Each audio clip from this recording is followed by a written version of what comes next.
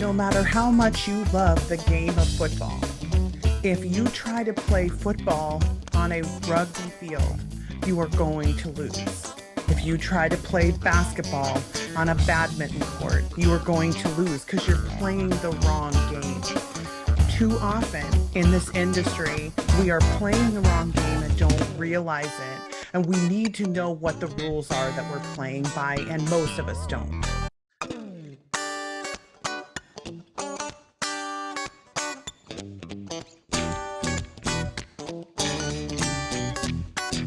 If you've been around this YouTube channel for any length of time, you've heard me say, I guarantee it, that the gold rush is over. I know you've heard me say it.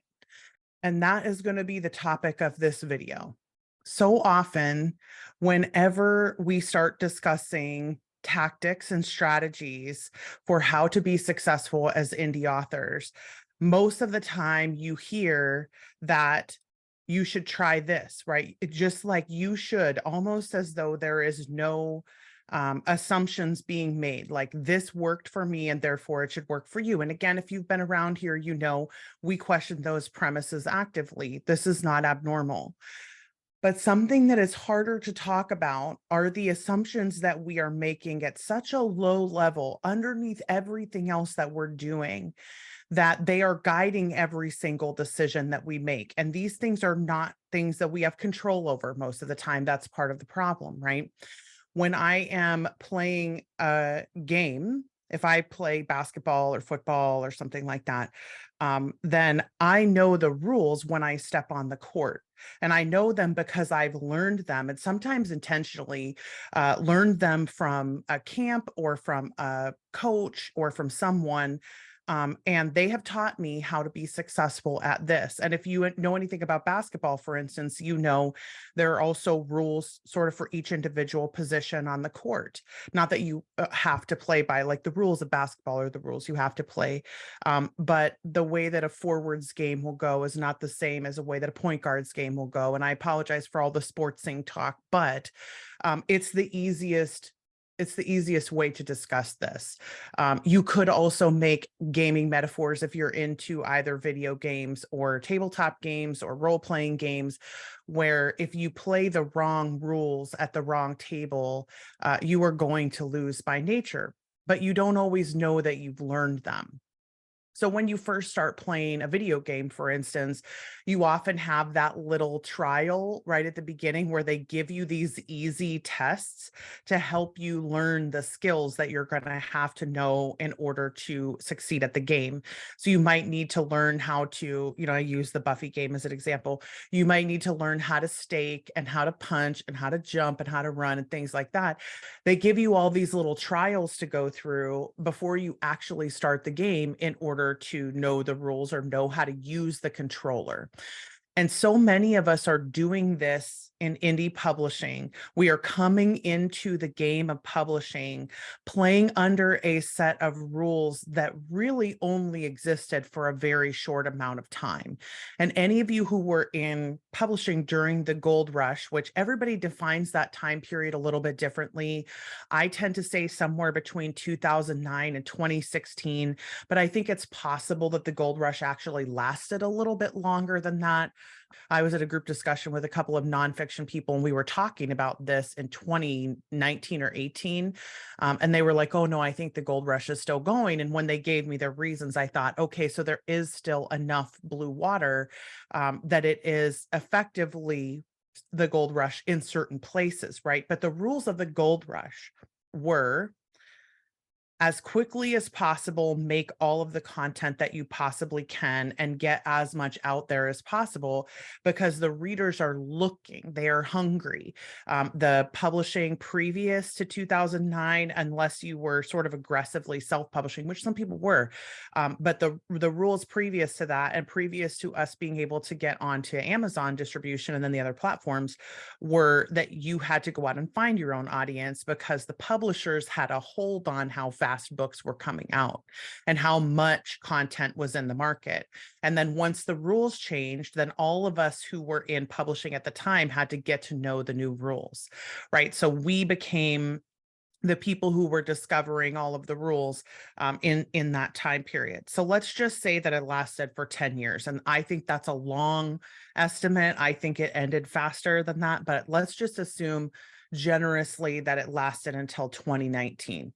So if you got into publishing sometime between 2009 or previous and 2019, then you're more likely to have assimilated the rules that were happening at that time. Even though, as I point out constantly, there were still people who were playing a slower game, a slower, deeper game that weren't playing the faster release, chase the algorithm game, and they were still winning. So it was obvious even then that there still were other rules at play other than the rules we were all basically collectively being taught. The downside of coming in during what I'm terming as the horizontal segment of the market, where just keep producing more and more of the same thing. So in a horizontal business, essentially, I'm continuing to produce content and then give that content to people in different formats to try to engage new audiences who might not otherwise read the ebook itself or the paperback itself. But generally, I'm playing a content production game.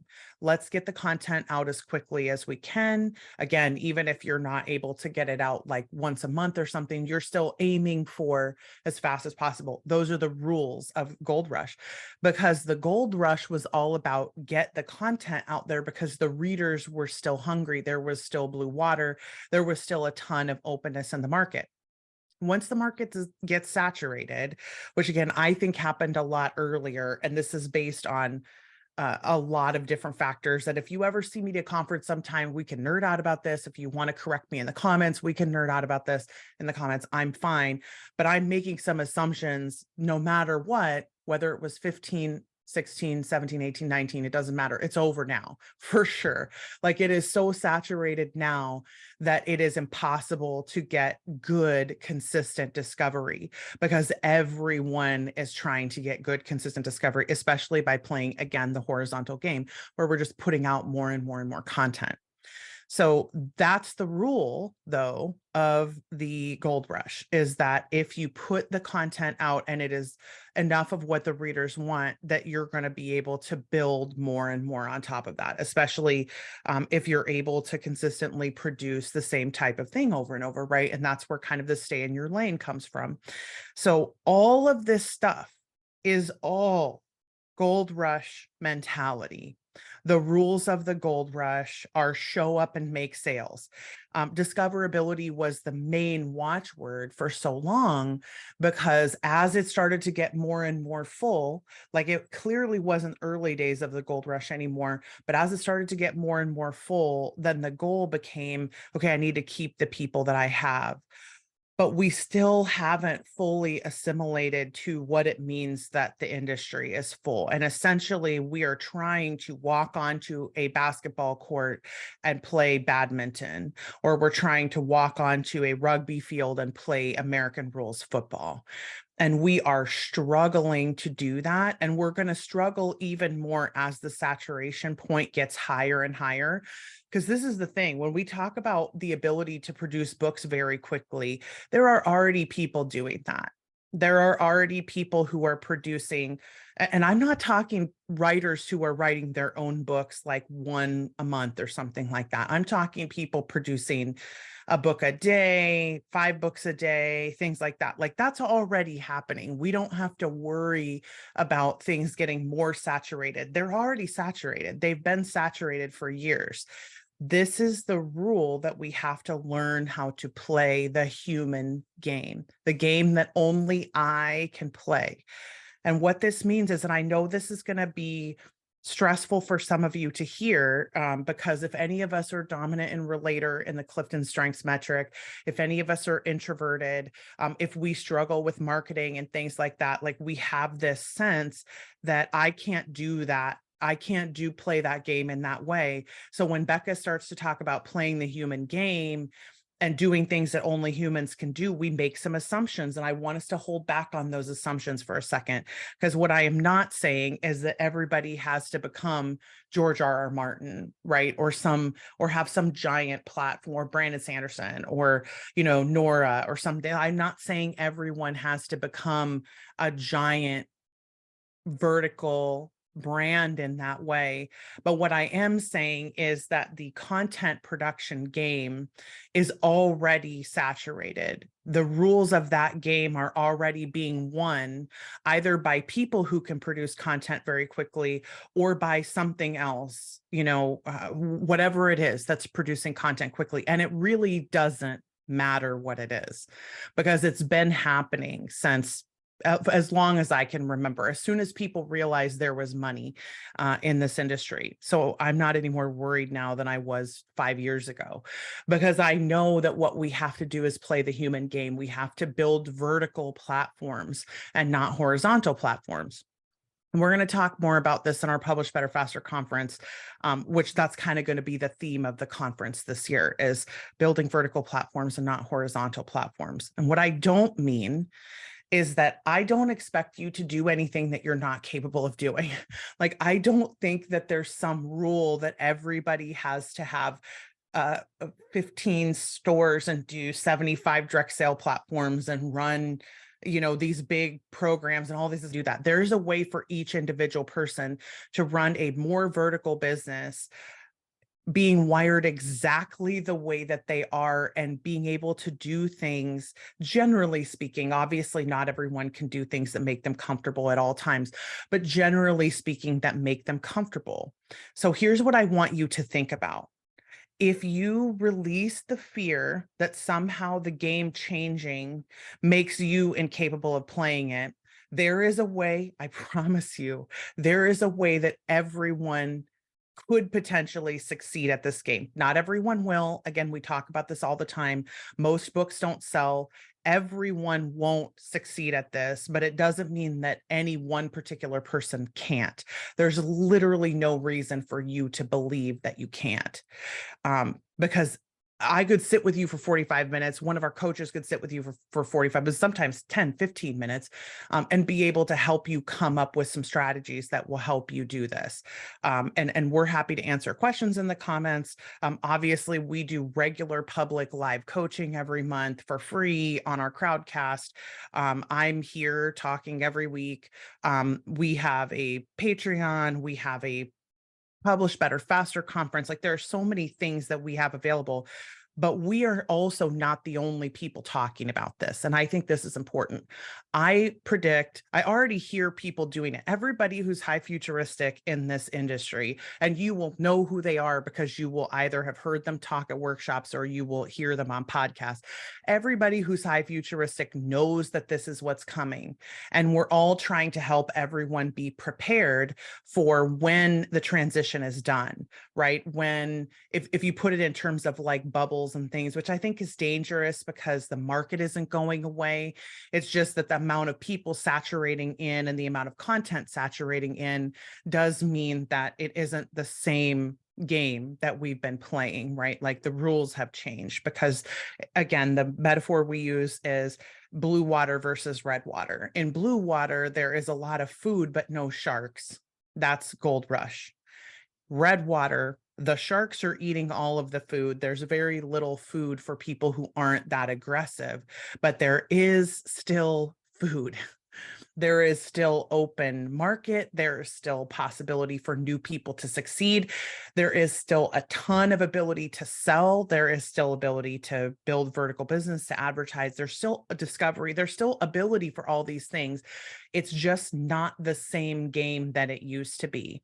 And what that means when the rules change is we need to understand the rules as well as we can. So what I'm going to do today, for the rest of our 10 minutes more together, is I'm going to try to talk about a few of the rules that I think are the most important, and then we'll produce more content on this. There will be more discussions on our platform, obviously, whenever we coach. When the rules changed, they were before that it was easier to get people like out the gate when you published, it was easier to get people to look at your book because there weren't so many books being published at one time. So it was easier for Amazon to divide up the potential eyeballs at any one point on the Amazon platform and easily make decisions about who to send books to. Because if you did a good job of categorizing your book, then Amazon had ready pockets of people who were just waiting to see new books, right, when they were searching.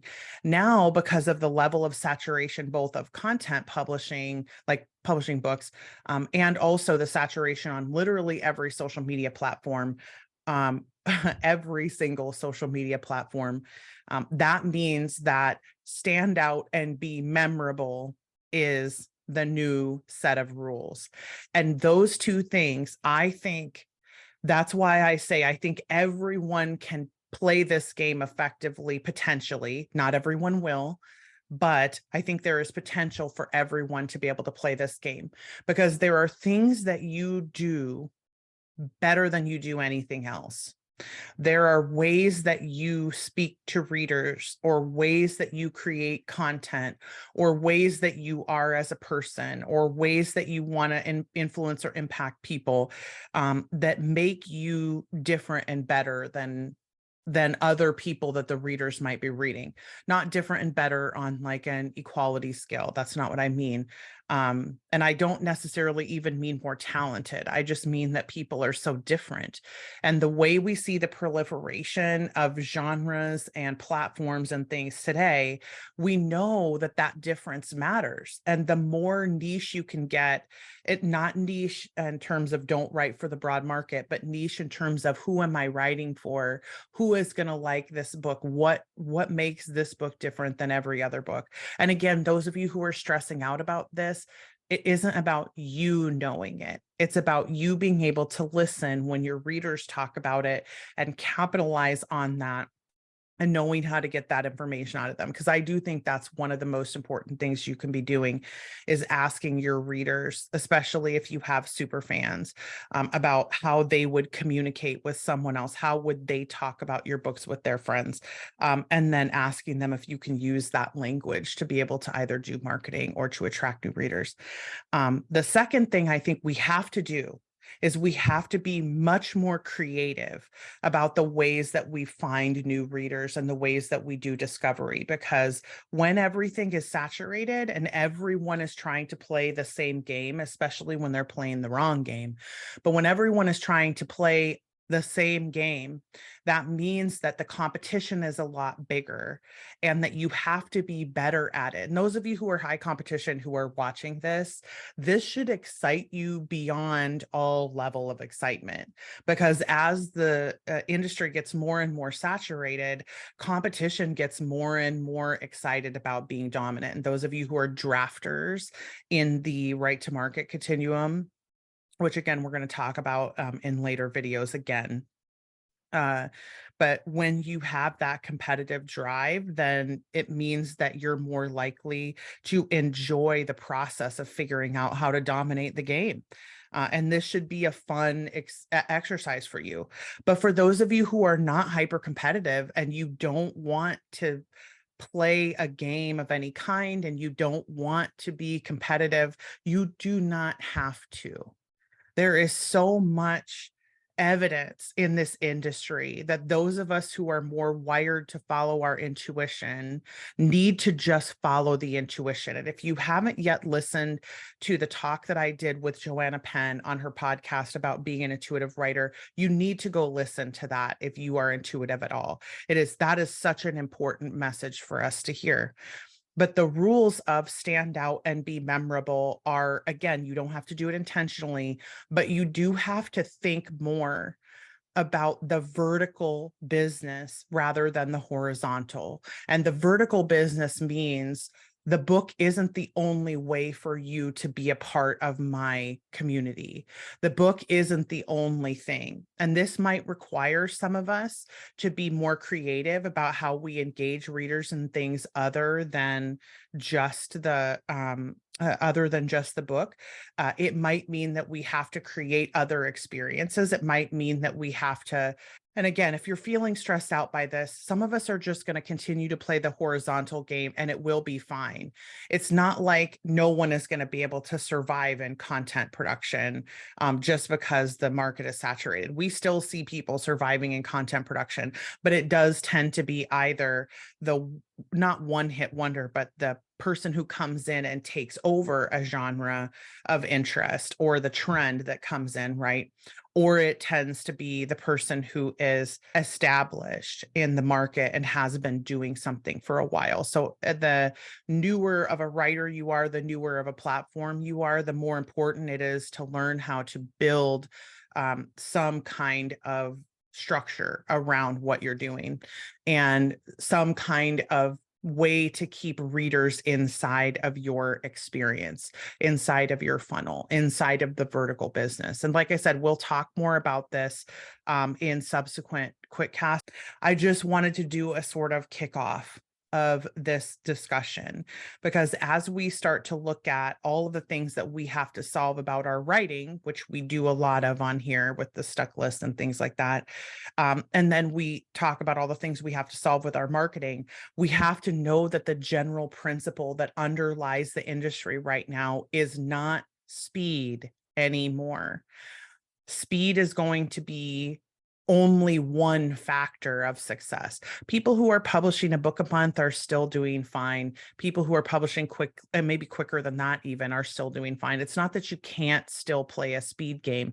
It's that that can't be the only game that you play, because at some point the market will outpace us. And we see that as the window gets shorter and shorter, and as the hats of releases get more and more extreme and we fall out of the top faster and faster. So again, it's just important to know what the rules are. And I know that this is going to frustrate some of us, and I get that, because I can't possibly talk about this long enough for the QuitCast. So what I'm going to do though is we're going to continue to produce content about this throughout the next several months on this channel. And if you continue to listen, I will continue to try to be as helpful as I can. We are going to discuss this in the Publish Better Faster conference. And if any of you are interested, we'll put a link to register for that in the show notes. If you're hearing this after March 5th of 2023, then just know we're going to do another one next year. You can still sign up for the conference that's coming up in October. We are also, like I said, going to do more content on this channel about this. This is not the last time we're going to discuss this, because I do believe that this is the game we have to learn how to play. We have to play the human game, the game that only we can play, and the game that will make readers want to stick around in what we are doing for a long time. So, okay. I hope this was helpful. I hope this hasn't stressed you out too much. If it has, please talk to me in the comments and I will do what I can to be helpful and to answer questions. And also, of course, if you have thoughts about this or you want to push back on this, I get that. Like, I understand the desire to push back on this concept. I would also give it some time for you to think about it and see if in some time, as you start to notice what's going on in the industry and as you start to put patterns together of the problems that we consistently see in every single Facebook group and here everywhere on TikTok and everywhere on Twitter, this is why everyone is struggling to sell and be discovered and get seen, because it is a different marketplace than it was 5, 6, 7 years ago. And so the expectations that we have need to change and the way we play the game needs to change. So I hope this has been helpful. I will see you on the next QuitCast. Thanks, everybody. Bye.